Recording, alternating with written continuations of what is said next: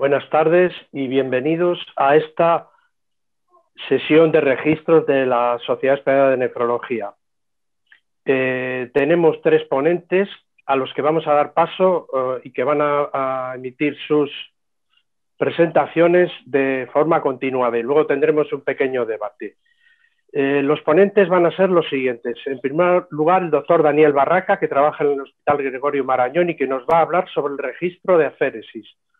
Seguidamente, nuestro compañero de todos conocido, el doctor Juan Manuel López Gómez, de Madrid, nos hará una presentación sobre el registro de glomerulonefritis en la parte de glomerulonefritis focal y segmentaria. Y finalmente, Beatriz Maillo, de la ONT, nos comentará algunos aspectos sobre el registro de enfermos renales. Muchas gracias por asistir a esta sesión y damos ya directamente paso a los ponentes. Hola, buenas tardes. En primer lugar, me gustaría agradecer a la sociedad que nos haya permitido participar en la sesión de hoy con el registro aféresis, que es un registro de reciente inicio. Y quería dar las gracias en particular pues, a María Dolores del Pino, que desde su labor de la presidencia pues, ha hecho mucho hincapié y un gran esfuerzo en estimular este grupo de trabajo para que la aféresis cobre más prestigio dentro de la especialidad. Tampoco me quiero olvidar del doctor Fernando Anaya, que con su incansable trabajo durante estos años siempre es un motor que nos impulsa a seguir adelante. Y cómo no, no olvidarme tampoco de nuestro compañero Alberto Tejedor, que junto con José Herrero era el codirector del máster propio de la Universidad Complutense, del máster de aféresis terapéutica. Pues el origen de este registro es, como digo, es bastante reciente, pero sí que es verdad que lleva en mente mucho tiempo. El grupo de trabajo ya lleva un funcionamiento ya bastante tiempo, siempre ha tenido un propósito en mente, que es el que hacer visible la aféresis como un tratamiento, un procedimiento a reivindicar dentro de la especialidad. Y dentro de esos objetivos, la idea que tenía sobre el principal era que un registro era fundamental para tener una fotografía de lo que se estaba haciendo en las diferentes unidades de España, para de esa manera apoyar esa reivindicación, ¿no? En cuanto a las competencias de la especialidad, que nuestra especialidad pueda crecer también en ese sentido, dado que al tratarse de un tratamiento de depuración extracorpórea, perfectamente es un campo en el que nos podemos adaptar y trabajar y añadirlo, ¿no? a nuestra cartera de servicio. El registro se pone en marcha en mayo de 2019. Sí que es verdad que hemos tenido una actividad probablemente baja, ahora lo comentaremos. Y bueno, hemos analizado los datos que tenemos registrados desde enero de 2019, ¿vale? Ya que se recogió todo 2019, hasta marzo de 2020, justo a la época prepandemia, porque es verdad que luego posteriormente ha habido pues, una disminución en el número de sesiones de tratamiento, ¿vale? En relación a la situación de emergencia sanitaria que hemos tenido. Y bueno, hemos creído que era más interesante recoger los datos previos a esa situación. En total, el número de sesiones que hemos recogido son de 738, si bien se han recogido desde edades desde niños hasta adultos. Vamos a solo analizar los datos de los mayores de 18 años, como decíamos que por debajo de 18 el número no era suficiente como para dar unos valores de referencia óptimos, y también porque creo que nos interesa más lo que vamos a poder sacar de los datos de los mayores de 18 años. Como podemos ver en esta gráfica, la participación, aunque el número de sesiones es alto, por lo que podemos ya tratar y valorar y jugar, sin embargo, la distribución de hospitales ha sido muy baja, destacando que más del 90% de las sesiones han sido introducidas por un único hospital, ¿vale? Si bien, por eso digo, el número de sesiones es elevado y por tanto nos podemos hacernos una idea bastante buena, el hecho de tener un número de hospitales bajo, pues no nos da una perspectiva lo suficientemente amplia de lo que se está haciendo, ¿vale? Tenemos un sesgo por este motivo. Por eso es importante recalcar la necesidad de participar, ¿vale?, del registro para hacernos una idea mejor. En cuanto a la mediana de edad, como vemos, la distribución es amplia, desde los 18 hasta los 85 años, y la mediana se sitúa alrededor de los 61. De manera que prácticamente la mayoría de los pacientes son mayores de 50 años. En cuanto a la distribución por sexos, no vemos diferencias, prácticamente, es una muestra bastante homogénea en cuanto a sexo, ¿vale? ¿De acuerdo? Y no hemos encontrado tampoco otras diferencias. Y entrando a las enfermedades a tratar, aquí lo que nos llama la atención, lo que podemos destacar así a primera vista, es que es un abanico muy amplio de enfermedades, ¿de acuerdo? Donde vemos que por ahora destaca una, que son los tratamientos para la hipercolesterolemia, pero el resto más o menos es una distribución bastante homogénea. No obstante, ahora vamos a desglosarlas las hemos dividido por secciones, ¿vale?, para que sea más fácil de analizar y ver una por una. Entonces hemos empezado con las renales, ya que es un poco las que más nos influyen a nosotros, por nuestra especialidad. Como vemos, de todos modos es un número bajo. Estamos hablando de 114 sesiones con respecto del total. Y como vemos, la distribución de la mayoría es en cuanto a tratamientos por enfermedades por anticuerpos, ¿de acuerdo? Seguida del tratamiento en el trasplante del rechazo y la recurrencia de la focalitis inventaria. También se han tratado un caso de criogluconemia y un caso de desensibilización para un trasplante ABM compatible. Luego, tenemos también el grupo de enfermedades neurológicas, que ya puedo decir, por el número que tenemos, que es el mayoritario dentro del registro, lo que se ha registrado. Como vemos, principalmente se distribuye en brotes de tratamiento de esclerosis múltiple, seguido también de la enfermedad de Alzheimer. Es verdad que la enfermedad de Alzheimer no tiene una indicación a la hora de tratamiento aferético, pero sí que, bueno, estos pacientes vienen derivados del estudio que realizó el doctor Anaya, y muchos de los cuales ya se han quedado en programa y se continúan con ellos, ¿de acuerdo? Vemos también una distribución muy importante en cuanto a otro tipo de patologías minimizantes, incluyendo también algún caso de vasculitis del sistema nervioso central, síndromes paraneoplásicos, o incluido alguna alteración neurológica en un paciente con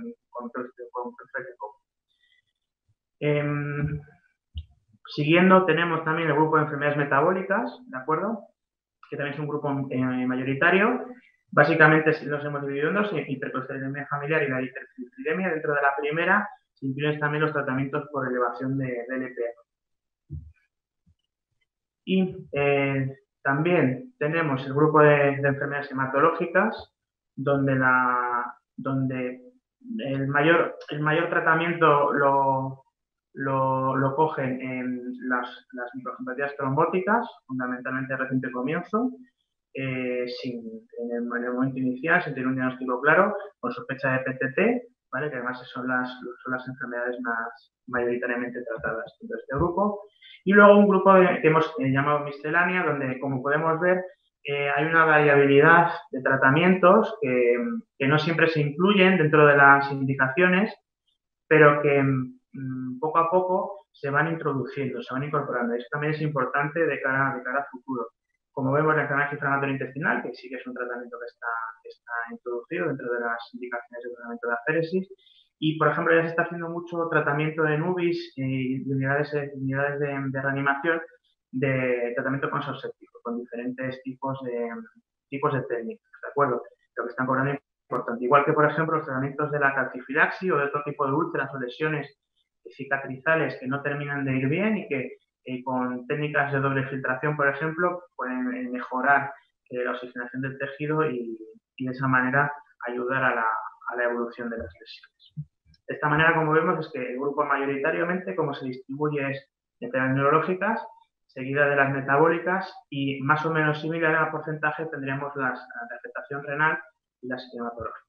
Bueno, en cuanto al tipo de intervención, tenemos fundamentalmente el mayor porcentaje se lo llevan los tratamientos agudos. Los tratamientos agudos los vamos a definir como aquellos en los que necesitan un tratamiento en las primeras 24-48 horas de inicio de la sintomatología o de diagnóstico de la enfermedad y que es un número de sesiones limitado hasta ver evolución, ¿no? Dentro de las crónicas, pues fundamentalmente vamos a introducir enfermedades que requieran un procedimiento crónico, como así lo dice, y un número de sesiones a largo plazo. En cuanto a las técnicas de la plasma separación, la mayoría de los datos que se han introducido son técnicas de filtración, ¿vale? Seguido ya de muy de lejos por las técnicas de centrifugación y que normalmente las técnicas se centran más en los tratamientos de los hematólogos, pero que también por las máquinas también podemos hacerlo, tenemos la opción de optar nosotros por ellas. Y en cuanto a tratamiento de sangre completa, que fundamentalmente son tratamientos de absorción, por ejemplo los que se utilizan en las UBIs.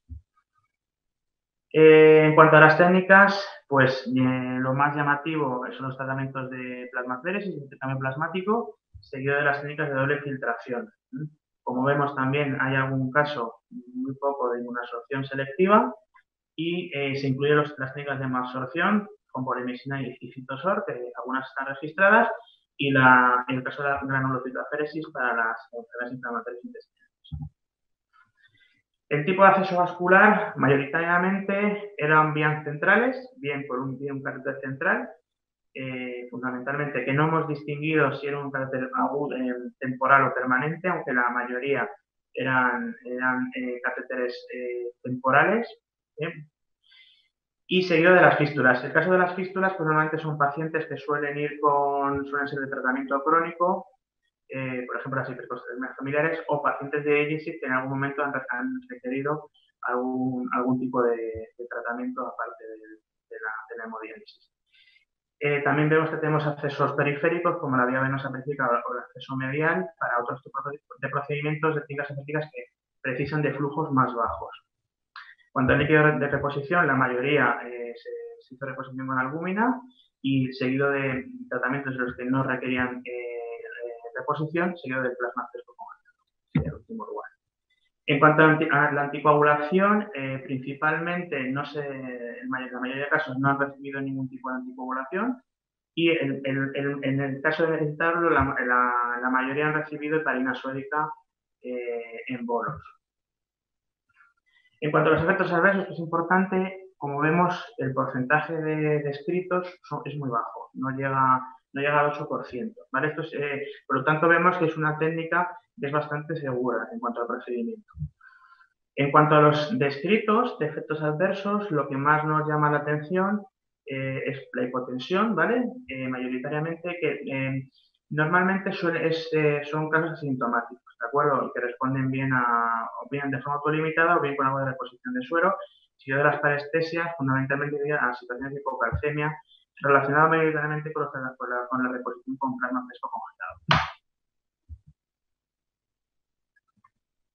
En cuanto a los resultados, bueno, hemos incluido una variable en el registro para hacernos un poquito la idea de la impresión que tenemos desde el punto de vista clínico-analítico de la evolución, ¿no? Aunque es un tanto subjetivo, ¿vale? Si quisiéramos realmente unos resultados más fiables, deberíamos de hacer un análisis de enfermedad por enfermedad, viendo los parámetros que nosotros consideramos. Evidentemente, no podemos utilizar los mismos valores para determinar unos u otros. Pero como vemos, la mayoría de la impresión que se tiene es que hay una mejoría clínica del paciente, ¿vale? De manera, ya digo, o bien analítica o bien por la impresión clínica de evolución.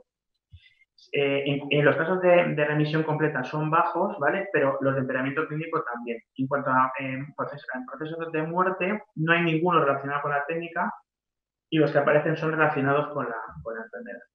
Entonces, para terminar, con todo lo que hemos visto es que en general podemos decir que la féresis, las técnicas que estamos ahora mismo utilizando, por lo menos con los datos que tenemos, es una técnica segura, que los resultados van a favor de que hay una mejoría o por lo menos que los tratamientos son eficaces y también lo que hemos visto es que hay una amplia variedad de patologías que se pueden beneficiar de ese tratamiento y que por tanto las indicaciones van a ser cada vez mayores. Por eso tenemos que tenerlo en cuenta, ¿vale? Porque esto va a ser importante de cara a futuro, ¿no? A cara a cómo también nosotros podemos ayudar a otras especialidades dentro de nuestro hospital.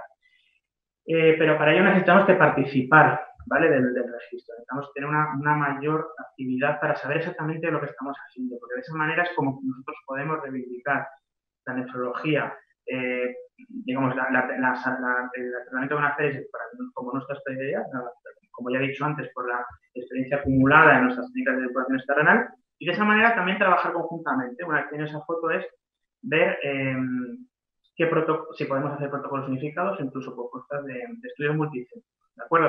Entonces yo creo que mi mensaje último es que tenemos que participar para hacer más fuerte la especialidad y sacar más una cartera de servicios mucho más amplia.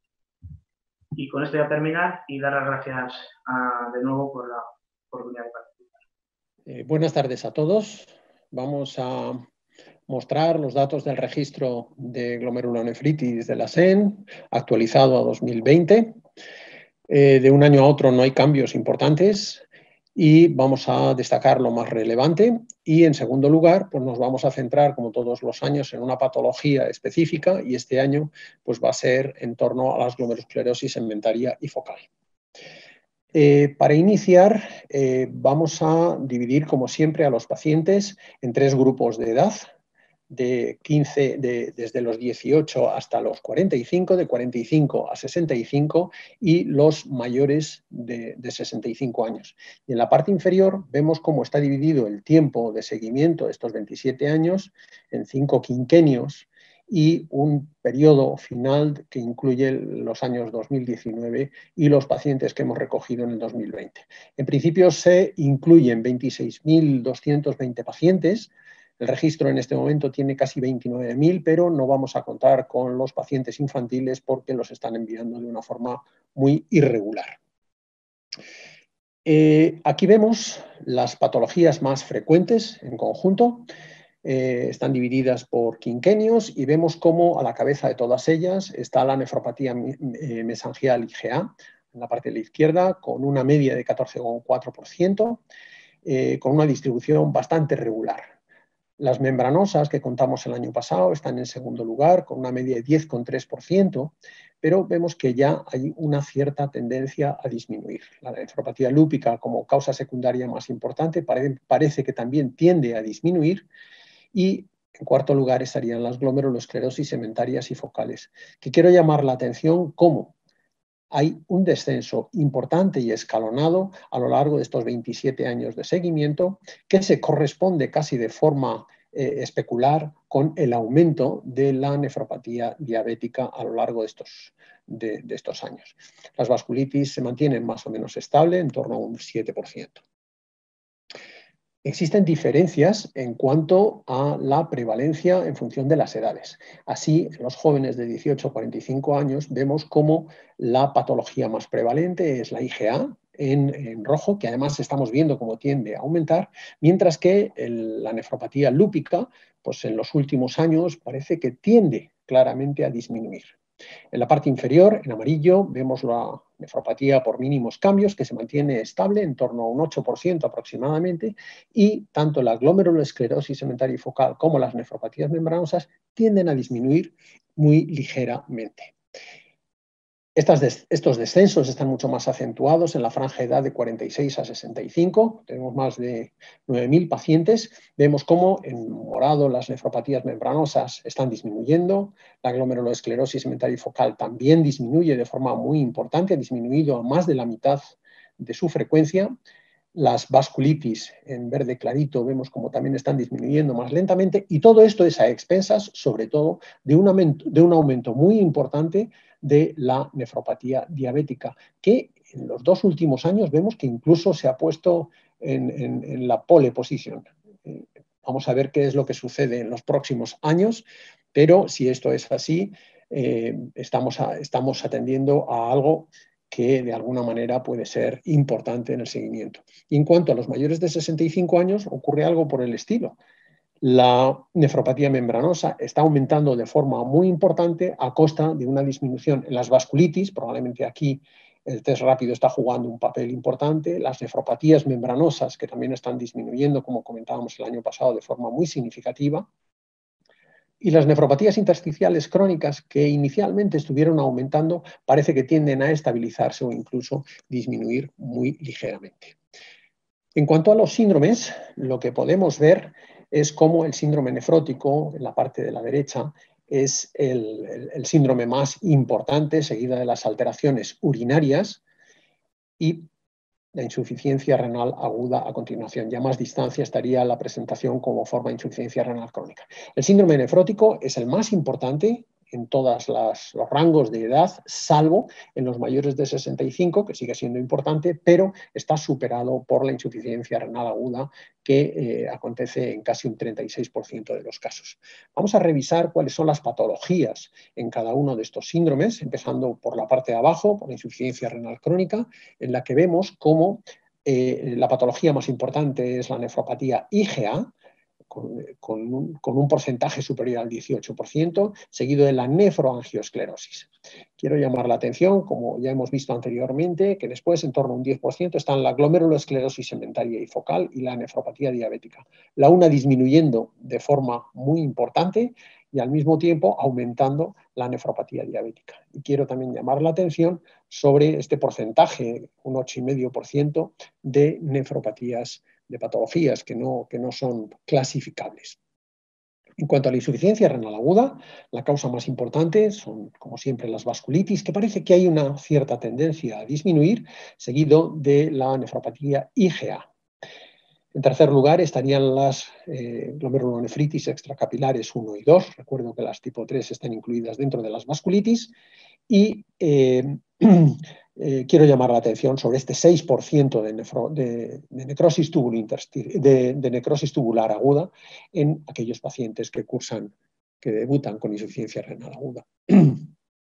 Las alteraciones urinarias, el cuadro más importante, como no podía ser de otra manera, es la nefropatía mesangial IgA, seguida de la nefropatía lúpica. La IgA, pues vemos que tiene una distribución bastante estable y la nefropatía lúpica parece que tiene una distribución un tanto gaussiana.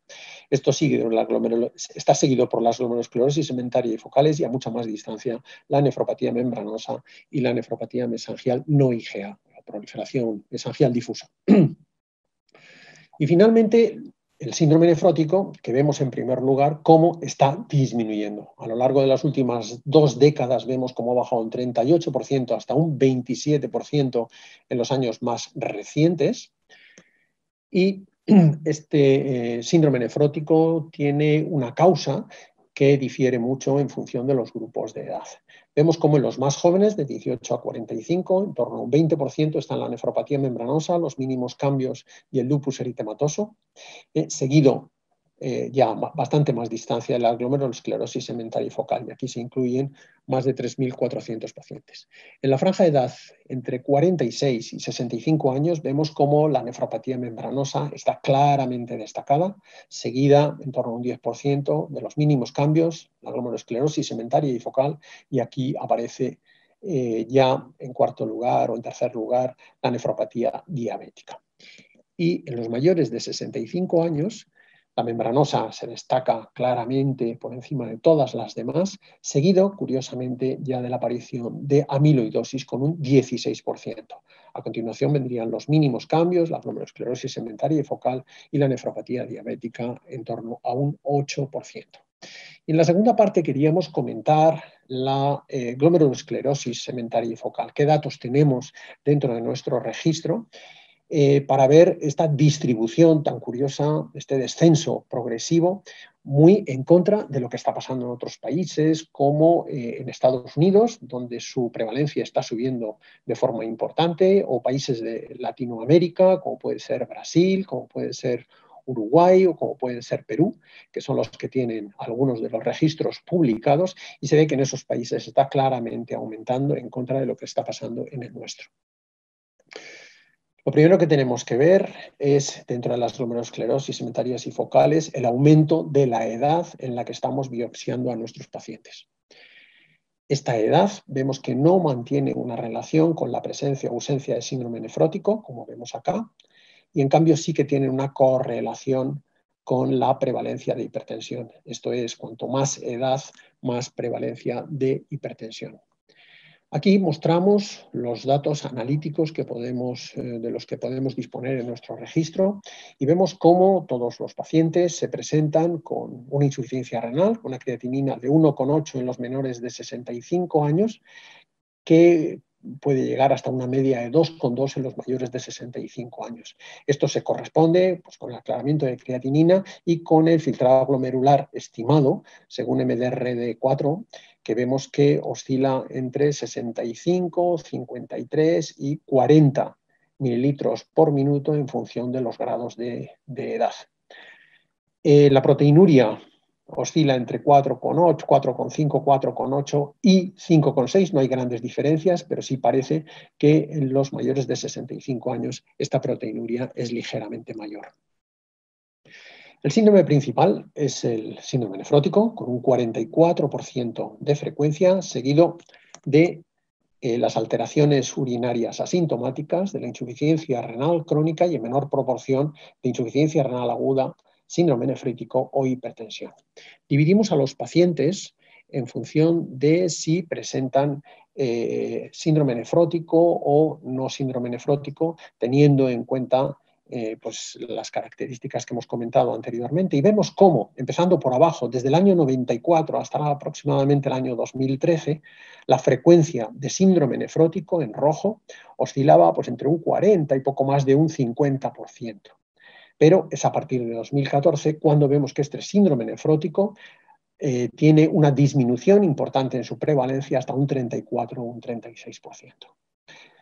Teniendo en cuenta que, según los datos de la literatura, el síndrome nefrótico se asocia más con las formas de glomerulosclerosis segmentaria y focal primarias, dividimos a los pacientes en función de si tenían síndrome nefrótico o no tenían síndrome nefrótico, y esto puede tener cierta relevancia en lo que se refiere a los nuevos tratamientos, como el Sparsentan, que está llegando, y que es el motivo por el que dividimos a los pacientes entre aquellos que presentaban un síndrome nefrótico en el momento de la biopsia o aquellos que no lo tenían, para ver sus diferencias.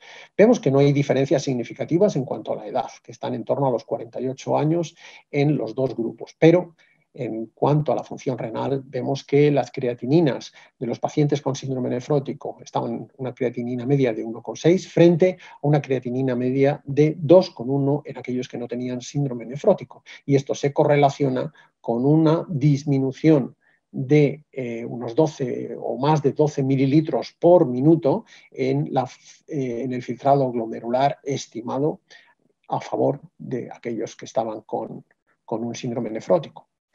Y además, esta mayor insuficiencia renal se correlaciona con una mayor prevalencia del sexo masculino en estos pacientes y una mayor prevalencia de hipertensión arterial en aquellos pacientes que no cursan con síndrome nefrótico. Como no podía ser de otra manera, hemos dejado la proteinuria, que en aquellos con síndrome nefrótico pues es superior a los 7 gramos al día, frente a los casi 3 gramos en aquellos pacientes que no presentan síndrome nefrótico.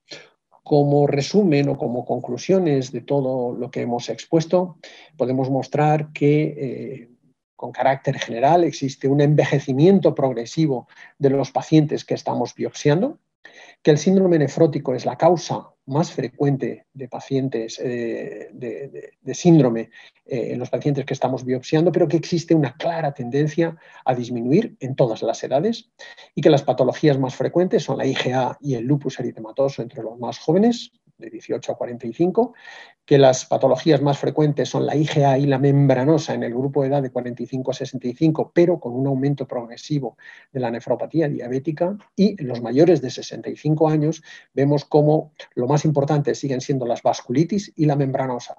Pero en los últimos años somos testigos de un importante aumento de la nefropatía diabética y de la IgA, con descenso de la vasculitis y la membranosa, que siguen siendo las más frecuentes, pero las tendencias son las que he comentado.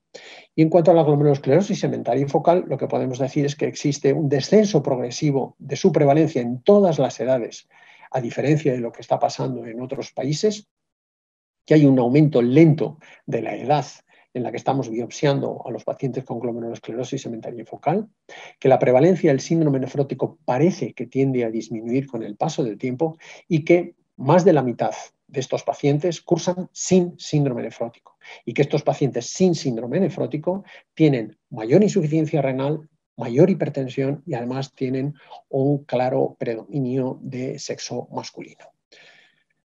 Muchas gracias por la atención y sobre todo muchas gracias a todos los hospitales que periódicamente nos están enviando sus datos. Hola, buenas tardes a todos. En primer lugar, me gustaría dar las gracias a la Sociedad Española de Nefrología por permitirnos un año más participar en esta sesión de registros y presentar los datos anuales del Registro Español de Enfermos Renales, aunque en esta ocasión, dada la situación, sea un poco diferente el formato que vamos a utilizar y no nos permita interaccionar cara a cara. Quiero también dar las gracias a todos los integrantes de los registros autonómicos de enfermos, de los registros autonómicos de enfermos renales por la participación y por la aportación de datos que hacen anualmente, así como a las sociedades regionales de nefrología, los hospitales y centros de diálisis que participan en el envío de datos y en la cumplimentación de los mismos, las direcciones de salud pública y las coordinaciones autonómicas de trasplantes. Como todos sabéis, el Registro Español de Enfermos Renales es un registro colaborativo de ámbito nacional en el que recogemos información de todos los pacientes que reciben tratamiento renal sustitutivo por enfermedad renal crónica avanzada en las 17 comunidades autónomas y en las 2 ciudades autónomas de España.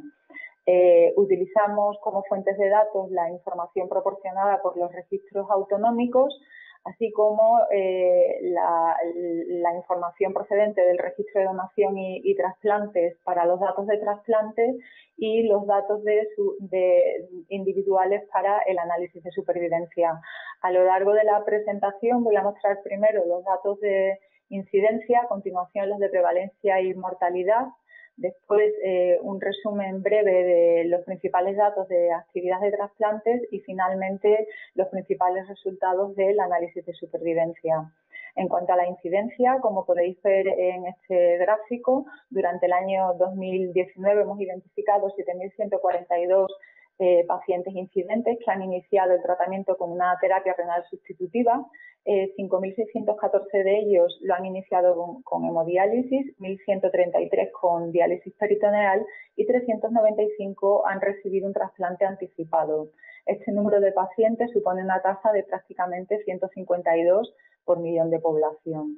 Si vemos la distribución por millón de población para cada una de las modalidades de tratamiento, se puede ver cómo pues la hemodiálisis sigue siendo la que tiene una mayor tasa por millón de población, como ya venía siendo habitual en los años previos, seguida de la diálisis peritoneal y posteriormente del trasplante renal anticipado.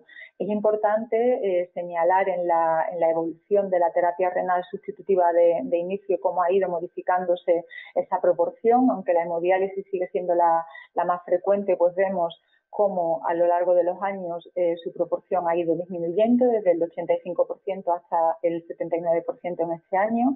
La diálisis peritoneal se mantiene bastante estable entre los pacientes incidentes en torno al 15 o 16% y sí que observamos cómo desde el año 2006 los pacientes que reciben un trasplante renal anticipado han ido aumentando su proporción, siendo durante el año 2019 del 5,5%. Por grupos de edad también observamos que hay diferencia en cuanto a la incidencia por millón de población. Si seleccionamos los pacientes mayores de 15 años, la incidencia es superior, de 176,9 por millón de población, y por grupos de edad, pues los grupos con una mayor incidencia son los de mayores de 65 años. En cuanto a la enfermedad renal primaria, vemos cómo la diabetes se mantiene en prácticamente el 25-26% para los pacientes incidentes y seguida del resto de enfermedades renales primarias como el grupo de glomerulonefritis, de pielonefritis o enfermedades intersticiales y otros tipos de enfermedad renal primaria. En cuanto a la diabetes, durante el año 2019, de los 7.142 pacientes, 1.725 de ellos presentaban diabetes, lo que supone una tasa de 36,7 por millón de población. Vemos en este gráfico que hay una amplia variabilidad en la incidencia por millón de población entre comunidades autónomas. En el caso de Castilla-La Mancha y La Rioja, esta incidencia está por debajo de los 120 por millón de población. Hay otro grupo de comunidades con una incidencia entre 120 y 150, que los podéis ver, son las que se sitúan entre Andalucía y Madrid, estando por debajo de la media nacional, y las comunidades que están ubicadas en este gráfico por encima de Murcia son las que presentan una incidencia por encima de los 160 por millón de población. Como aspectos más reseñables del apartado de incidencia, mencionar pues que, como hemos visto, está por encima de los 150 por millón de población, con un crecimiento sostenido en los mayores de 65 años y que hay una mayor proporción de hombres que de mujeres entre los pacientes incidentes. La diabetes se mantiene como causa en el 24%, alrededor del 24% de los incidentes, y se mantiene la tendencia descendente de la hemodiálisis como primer tratamiento. La diálisis peritoneal se consolida como opción terapéutica inicial, y es importante pues destacar el aumento que ha tenido el trasplante anticipado a lo largo de estos años. En cuanto a la prevalencia, en el año 2019 se han reportado al registro 64.292 pacientes prevalentes, lo que supone una tasa de 1.367,2 por millón de población. 35.183 de ellos eran pacientes trasplantados, seguidos de 25.935 pacientes en hemodiálisis y 3.174 pacientes en diálisis peritoneal. Vemos también la diferencia en cuanto a la prevalencia por grupos de edad. Si seleccionamos a los mayores de 15 años, la prevalencia, la podéis ver aquí reflejada, es de 1.594 por millón de población, y son los grupos mayores de 65 de nuevo los que tienen una mayor prevalencia, aunque en este caso es el grupo de 65 a 74 años el que presenta unas cifras mayores. En cuanto a la evolución de la prevalencia por modalidades de tratamiento expresada en tasa por millón de población, podéis ver pues, que la mayor proporción corresponde a los pacientes trasplantados, que alcanzan los 753 por millón de población, seguidos de los pacientes en diálisis y en hemodiálisis, y bastante por debajo los pacientes en diálisis peritoneal, que suponen 68 por millón de población. Si vemos la distribución de la terapia del tipo de tratamiento expresada en porcentajes, se puede ver cómo ha evolucionado la proporción de pacientes que estaban trasplantados, que prácticamente ya está en el 55%. Vemos asimismo que los pacientes en hemodiálisis, su proporción ha ido disminuyendo a lo largo de estos años, estando en el momento actual en torno al 40%, y la diálisis peritoneal se mantiene estabilizada en torno al 5% entre los pacientes prevalentes. En este gráfico, que expresa la prevalencia en función del grupo de edad y de terapia renal sustitutiva, pues vemos que en los grupos inferiores la proporción o el número de pacientes trasplantados es superior a los pacientes trasplantados en los grupos de mayor edad. En cuanto a la prevalencia por comunidades autónomas, pues se puede ver también una amplia variabilidad. En el caso de Melilla, la prevalencia está por debajo de los 1.000 por millón de población, Cantabria y Ceuta por debajo de los 1.200, y después hay un grupo de comunidades autónomas que están entre los 1.200 y 1.300 por debajo de la tasa media nacional.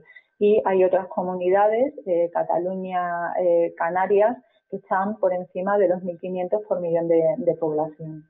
Como conclusiones de la parte de prevalencia, podemos destacar la amplia variabilidad entre comunidades autónomas y que se sigue aumentando el número de pacientes en terapia renal sustitutiva, siendo la prevalencia pues superior a 2.360 por millón de población y siendo superior también en el grupo de mayor edad.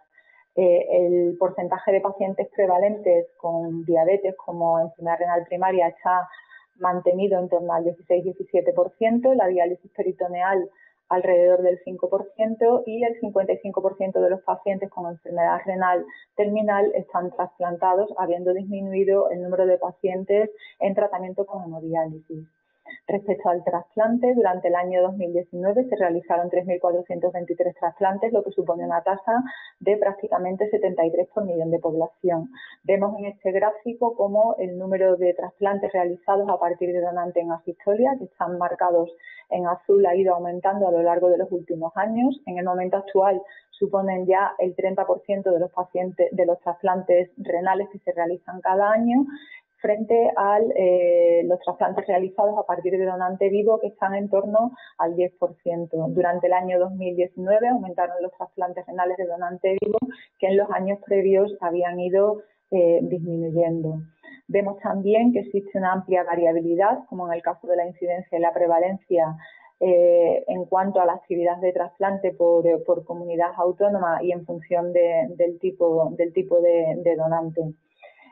Respecto a la lista de espera, de la cual tenemos una estimación porque se gestiona a nivel local, pues sabemos que durante el año 2019 al menos hubo 7.356 pacientes en lista de espera renal, de los que a final de año quedaban 3.423 sin trasplantar. De nuevo, es importante llamar la atención sobre la variabilidad que existe entre la lista de espera estimada y la actividad de trasplante renal realizada en cada una de las comunidades autónomas, como podéis ver en este gráfico.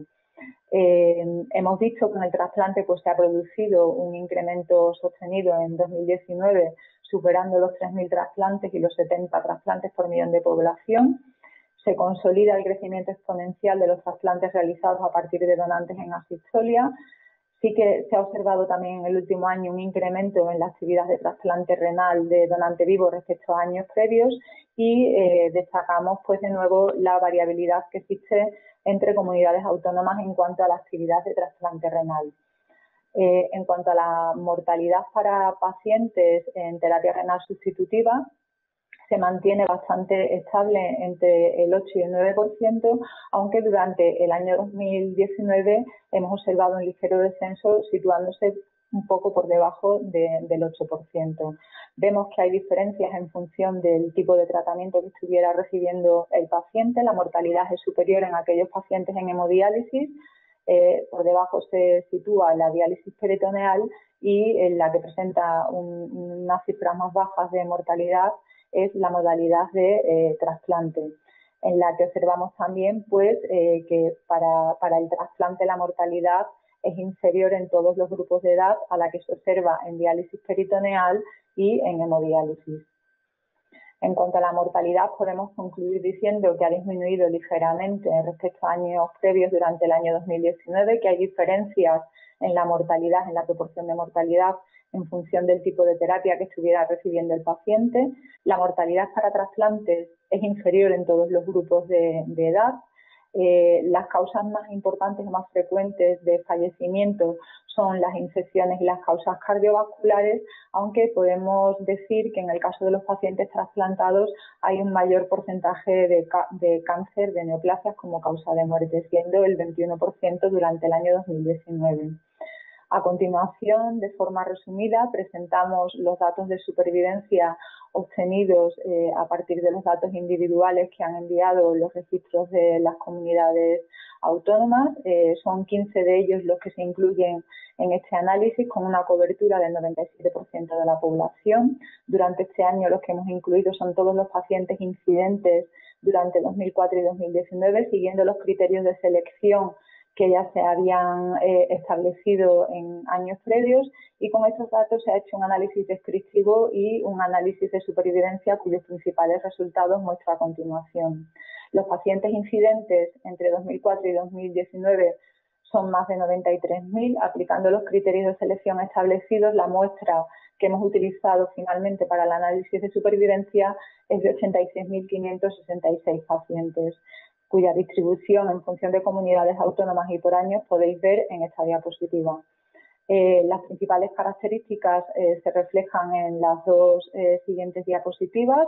Se constata pues la proporción de hombres-mujeres superior para hombres, la distribución por grupos de edad correspondiendo la proporción más numerosa pues a los grupos de mayor edad. el grupo de 65 años en adelante, que alcanza prácticamente el 60%. La edad media al inicio de la terapia renal sustitutiva pues se acerca a los 65 años y el 25% de los pacientes tenían diabetes como enfermedad renal primaria. La proporción de hemodiálisis versus peritoneal es la que se ve en esta tabla, dado que los trasplantes anticipados son excluidos de este análisis, y el 29% de los pacientes han recibido un trasplante a lo largo del periodo de seguimiento, habiéndose observado una proporción de fallecimientos del 46,5%. La supervivencia global pues muestra que la mediana está en torno a los 6 años y medio, como se puede ver en el gráfico, y que la proporción de pacientes que sobreviven al año y a los 5 años es del 92 y 58% respectivamente. A continuación muestro el análisis univariante para los principales factores de riesgo seleccionados y podemos observar cómo pues, los pacientes con diabetes presentan una peor supervivencia. En el caso del género son los hombres los que tienen una supervivencia un poco inferior a la presentada por las mujeres. La supervivencia en el caso de la diálisis peritoneal es superior a la supervivencia en el caso de la hemodiálisis, estando la mediana de supervivencia para la peritoneal en torno a los 13 años, y por grupos de edad podemos ver cómo la mortalidad es superior en los grupos de edades superiores, como pueden verse tanto en el gráfico como en la tabla. En el caso del trasplante, pues lo que se observa es que aquellos pacientes que han recibido un trasplante a lo largo de este tiempo de seguimiento presentan una supervivencia superior a aquellos que no lo han recibido. Integrando o incluyendo todos estos factores de riesgo y los datos en un análisis multivariante de supervivencia, podemos ver que todos ellos mantienen la significación en el modelo multivariante, siendo la diabetes y la edad superior factores de riesgo, presentando una peor supervivencia a aquellos pacientes con diabetes o de mayor edad, mientras que el sexo femenino, la diálisis peritoneal y el haber recibido un trasplante pues son factores que mejoran la supervivencia. Finalmente, la curva ajustada en función de todos estos factores de riesgo de supervivencia, concluyendo pues, que la probabilidad de supervivencia se mantiene estable desde que se inició el análisis de los datos individuales, estando bastante claros los factores de riesgo que influyen en ella. Y con esto finalizo los principales datos del análisis que se ha realizado con la información recibida durante el año 2019 para enfermos renales. Muchísimas gracias de nuevo al grupo de integrantes del RER y, por supuesto, a todos vosotros que habéis elegido esta sesión como opción para la sobremesa de un sábado por la tarde. Muchas gracias. Buenas tardes de nuevo y bienvenidos al pequeño coloquio que vamos a mantener después de las presentaciones. Desde la Asociación Española de Nefrología no puedo dejar de agradecer a todos los coordinadores de los registros de la propia sociedad y sin duda también a los registros autonómicos y a las personas que desde la ONT trabajan en este tema, especialmente a Beatriz Maillo y a María Valentín, por sus aportaciones no solo en el Congreso, sino a lo largo de todo el año. De los ponentes de esta tarde quería hablar del registro de aféresis, agradeciendo a Daniel su implicación en este tema. Es verdad que no tenemos muchos datos, pero sin duda un propósito de esta sesión era visibilizar este registro y que sin duda más compañeros de otros hospitales puedan aportar sus datos y que más adelante puedas comentar sus resultados. De Juan Manuel, sin duda, agradecer tantos años de vinculación al registro. Cada año le involucro en la presentación de los datos y siempre con una sonrisa me agradece la invitación y participa en ella. Y a Beatriz Maillo, sin duda, trabajamos todo el año de forma conjunta y cada año presenta los datos de una manera más interesante. Gracias a los tres. Yo voy a empezar haciendo una pregunta que se la voy a hacer a Juan Manuel, y es en relación al tema interesante de este año, la hialinosis segmentaria y focal. Por un lado parece, o los datos indican, que hay una reducción o su presentación está reduciéndose en los últimos años. Sin embargo, una asociación que se hace de hialinosis es con la obesidad, por la sociedad de los países occidentales cada vez tiende más a la obesidad. Yo que llevo enfermedad renal crónica en este momento, las consultas cerca, hay días que ningún paciente no baja de los 100 kilos. Estas formas de hialinosis segmentaria y focal, quizás secundarias, ¿se contemplan en el pool total de hialinosis o solo se contemplan las primarias en el registro? En el registro están contempladas todas aquellas biopsias que se están haciendo con el diagnóstico de glomerulosclerosis segmentaria y focal. Hemos tratado de dividir las formas primarias y las formas secundarias acorde con la presencia o ausencia de síndrome nefrótico. No está claro. Hoy por hoy, la única forma que tenemos de distinguir formas primarias de formas secundarias pues es con microscopía electrónica, que desgraciadamente pues muy pocas biopsias la están incorporando, en la que se vea pues un porcentaje superior al 80% de fusión de podocitos. En ausencia de eso, pues tenemos que recurrir a la ausencia de causas que puedan justificar formas secundarias, y lo que tradicionalmente se describe es que el síndrome nefrótico está más frecuentemente asociado a las formas primarias, aunque muchas de las formas secundarias, pues como hemos visto en el registro, pues tienen proteinurias importantes sin síndrome nefrótico. Entonces, en ese intento de aproximarnos a dividir las formas primarias de las formas secundarias, lo que podemos ver es que el descenso que se está produciendo es fundamentalmente a expensas de formas primarias, que hemos visto cómo desde el 2014 para acá pues hay una disminución de este tipo de pacientes, y por otro lado parece que eso tiende pues no a compensarse, porque el descenso total es gradual, progresivo, y además se ve que de forma escalonada, pero sí que es posible que lo que tú estabas comentando de la obesidad, pues sí que siga manteniendo estas formas secundarias. Lo que parece claro, y ese es el mensaje más importante, es que en contra de lo que está pasando, por ejemplo, en Estados Unidos, que tienen varios registros, ya desde el siglo pasado, los trabajos de Haas y colaboradores que veían una clara tendencia a aumentar. Más recientemente hay una revisión de la Clínica Mayo, en la que se ve también que en Estados Unidos hay un aumento importante de la glomerulosclerosis segmentaria y focal. Y en los pocos datos que tenemos en los registros latinoamericanos, en Brasil, en Perú, en Uruguay y alguno más, se ve que también está aumentando. Y aquí es que es evidente cómo a lo largo de estos 27 años pues han ido disminuyendo de una forma muy significativa. Muy bien, muchas gracias. Fernando. Sí, yo quería hacer una pregunta al doctor Barraca. Me ha llamado la atención, por supuesto me queda impresionado con este registro de aféresis, me queda impresionado. ¿Los hematólogos realmente os piden hacer aféresis en las PTTs y estos, o las hacen ellos aparte? Yo en otros sitios que conozco los hacen ellos. Y luego quería preguntarte, he visto que seguís haciendo, porque es muy reciente el registro, dijiste que empezó en mayo del 19 hasta marzo del 20. ¿Seguís haciendo, entiendo, a las rápidamente progresivas tipo 3 aféresis, a pesar de que parece que las últimas evidencias científicas nos dicen que no aporta beneficios? ¿Qué te parece esto? ¿Qué opinas? Pues en cuanto a la primera pregunta, la verdad es que nosotros con los hematólogos tenemos muy buena relación, y son ellos los que nos consultan y los que nos piden hacer los tratamientos. La verdad es que en ese sentido yo creo que están muy bien diferenciados los campos de cada uno. Ellos están muy centrados en otras técnicas, sobre todo de centrifugación, pero en cuanto a tratamientos como para las PTT, sí que se ponen en contacto con nosotros.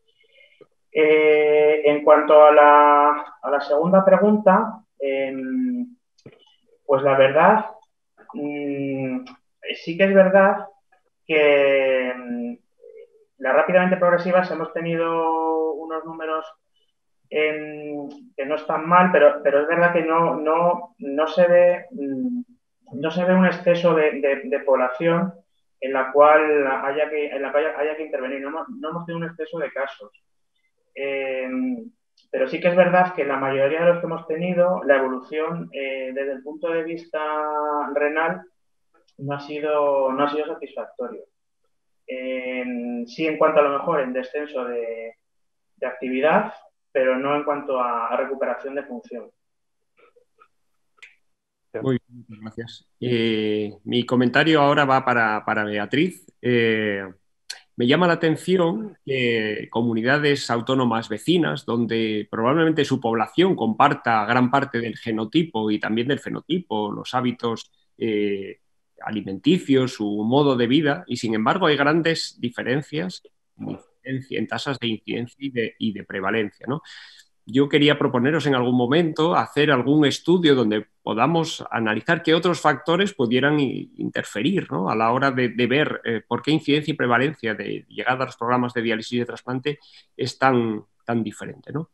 Y quizá también en los próximos años podamos ver un descenso en la incidencia de llegada a los programas de diálisis merced a los nuevos fármacos que con el perfil de nefroprotección en teoría van a retrasar la llegada, ¿no? Entonces, ojalá esta curva cada vez más ascendente en la incidencia, también en la prevalencia, aunque esto es más lógico, pues pueda verse, podamos también doblegar esta curva, ¿no? Quería preguntarte un poco tu opinión.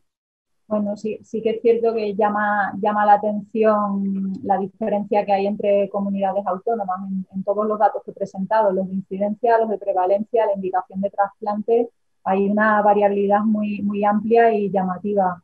Y creo que tu propuesta pues, es muy interesante, podríamos estudiarla para ver si en los próximos años podemos profundizar, porque claro, con los datos que recogemos ahora mismo no podemos hacer ningún tipo de teorización o hipotetizar cuál es el origen de esa variabilidad que observamos. Puede ser un dato interesante y a plantear en la reunión, ¿no?, del grupo de registros autonómicos. Porque la ciencia, yo creo que es importante que sepa que cada año se hace algún análisis específico de poblaciones, de grupos que el grupo propone y que se pueden hacer, con lo cual nos puede dar más información. Sí. Creo que ha concluido el tiempo, ¿verdad, Fernando? Sí, ha concluido. Yo creo que me gustaría que cerrases esta sesión de registros, Emilio, que eres el alma mater de los registros en España. Bueno, esto lo dices tú, que eres muy amigo mío, y entonces es lo que... Bueno, agradecer a la audiencia que cada año sigue estos registros. Yo creo que es una sesión. Hoy es la primera vez desde que yo soy nefrólogo que esto es por la tarde. Hasta ahora siempre era a las 8 de la mañana, un domingo, con lo cual siempre nos tocaba madrugar. Gracias a la audiencia, sin duda gracias a los ponentes por el esfuerzo, por este embarque al que les sometemos todos los años, y quiero animar al resto de los compañeros a que sigan cumplimentando los distintos registros, porque con toda esa información nos enriquecemos todos. Muchas gracias y buenas tardes. Gracias. Gracias. Buenas tardes.